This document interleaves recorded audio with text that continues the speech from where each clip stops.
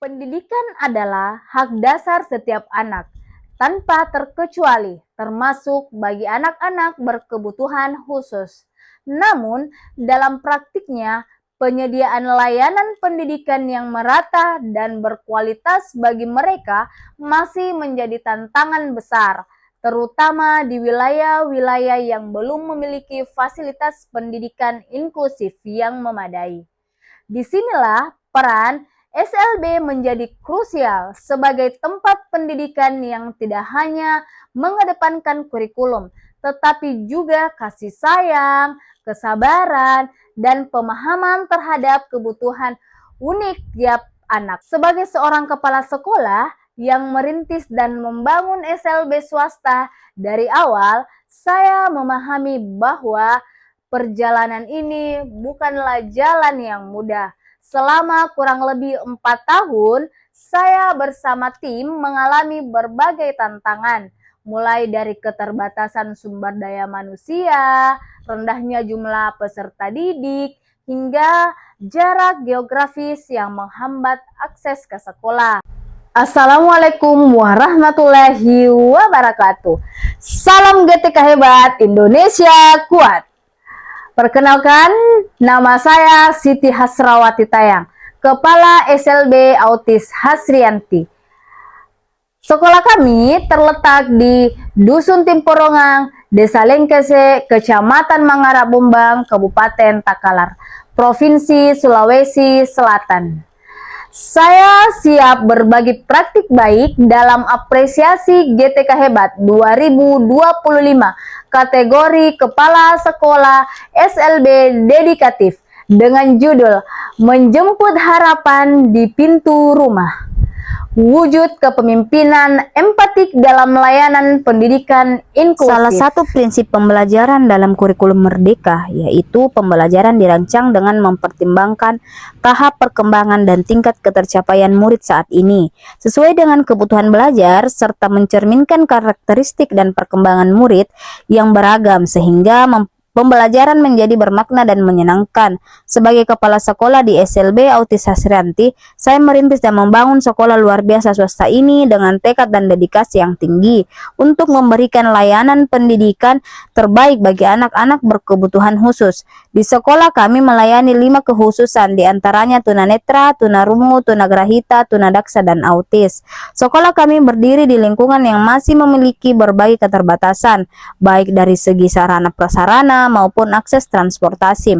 Letak sekolah yang cukup jauh dari pemukiman warga menjadi tantangan tersendiri dalam menjalankan kegiatan belajar mengajar secara optimal. Salah satu situasi yang paling menonjol di lingkungan sekolah kami adalah rendahnya tingkat kehadiran siswa yang sebagian besar disebabkan oleh jarak tempuh antara rumah dan sekolah yang cukup jauh. Banyak dari mereka harus menempuh perjalanan panjang setiap hari tanpa adanya akses kendaraan umum yang memadai. Kondisi ini tidak hanya berdampak pada siswa, tetapi juga mempengaruhi kinerja guru dalam memberikan layanan pembelajaran secara konsisten. Beberapa guru bahkan harus berangkat lebih awal untuk memastikan proses belajar tetap berjalan dengan baik.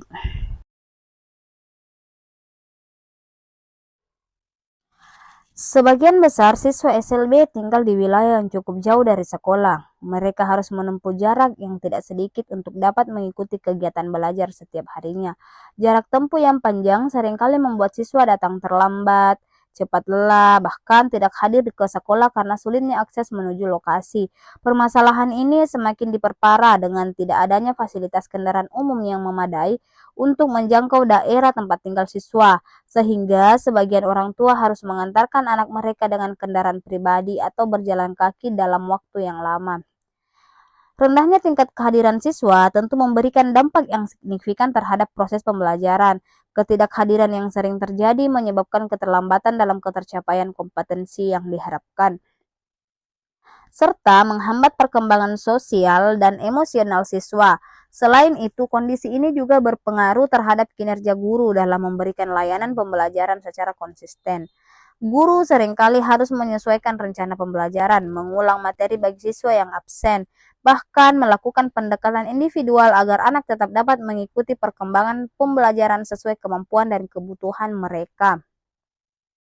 Situasi ini menjadi refleksi bagi seluruh warga sekolah untuk mencari solusi yang tepat dan berkelanjutan. Diperlukan kerjasama yang kuat antara kepala sekolah, guru, orang tua, dan masyarakat sekitar dalam menciptakan sistem yang mendukung kehadiran siswa secara optimal. Sebagai kepala sekolah di sekolah luar biasa, saya menyadari bahwa permasalahan rendahnya kehadiran siswa akibat jarak tempuh yang jauh dan keterbatasan akses transportasi tidak dapat diatasi hanya dengan himbauan atau kebijakan semata.